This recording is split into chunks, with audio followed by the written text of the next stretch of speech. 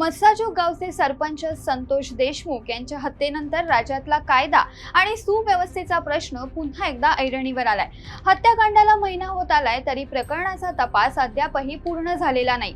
आतापर्यंत या प्रकरणात 6 जणांना अटक करण्यात आली आहे, तर एक आरोपी अजूनही फरार आहे। बीड जिल्ह्यात जरी ही घटना घडली असली तरी पुणे शहर या संपूर्ण प्रकरणात केंद्रस्थानी आले। त्यामुळे बीड मधील हत्याकांडाचं पुणे कनेक्शन नक्की काय आहे हेच या व्हिडिओच्या माध्यमातून पाहूयात। नमस्कार मंडळी, मी चैताली आणि तुम्ही पाहताय माय महानगर लाईव्ह। मुंबई पाठोपाठ पुणे हे महाराष्ट्रातील दुसरं महत्त्वाचं शहर म्हणून ओळखलं जातं।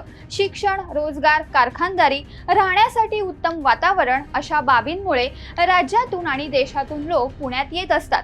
मराठवाडा, विदर्भ, उत्तर महाराष्ट्र, मध्य महाराष्ट्रातील लोकांसाठी पुणे हे सर्वात जवळचं शहर, त्यामुळे सभोवतालच्या अनेक जिल्ह्यातून पुण्यात मोठ्या प्रमाणात स्थलांतर होत असतं। अशातच आता पुणे गुन्हेगारांसाठी सेंटर होतंय की काय अशी भीतीही निर्माण होऊ लागली आहे। याचं कारण असं की बीड मधील संतोष देशमुख हत्याकांडाचे मुख्य आरोपी हे याच पुण्यात पकडले गेले।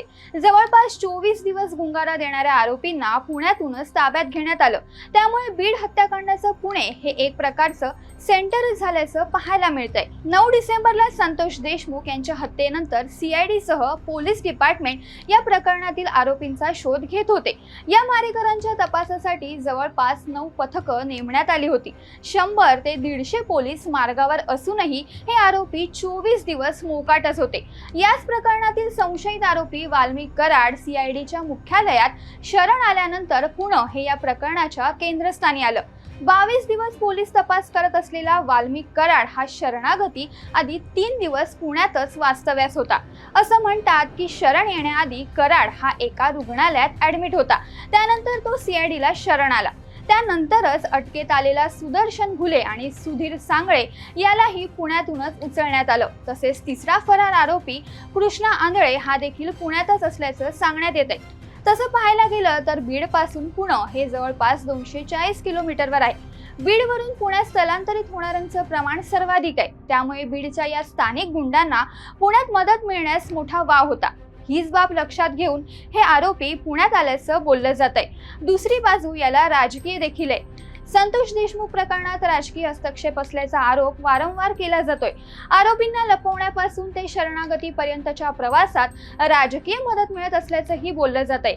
नाही म्हटलं तरी पुण्यात अनेक बड्या नेत्यांची घरं आहेत। याच घरांचा वापर संतोष देशमुखांच्या मारेकरांना लपवण्यासाठी झाला असल्याचा संशय व्यक्त केला जातोय। त्यामुळे गुन्हेगारांना लपवण्यासाठी पुणे हा सेफ अड्डा झालाय की काय अशी शंका निर्माण होऊ लागली। पुण्याचं वाढतं शहरीकरण ही एक समस्या बनत चालली आहे। त्यातील वाढती गुन्हेगारी हा देखील चिंतेचा विषय आहे। त्यामुळे पुण्यातही कायदा सुव्यवस्था काही प्रमाणात बिघडल्याचं अनेक घटनांमधून समोर येत आहे। अशातच बाहेरील गुन्हेगारही पुण्यात वडसणीला येऊन बसत असतील तर ही भविष्याच्या दृष्टीने नक्कीच चिंतेची बाब आहे। याबद्दल तुम्हाला काय वाटतं हे आम्हाला नक्की कमेंट करून सांगा आणि माय महानगर लाईव्हला सबस्क्राईब करायला विसरू नका।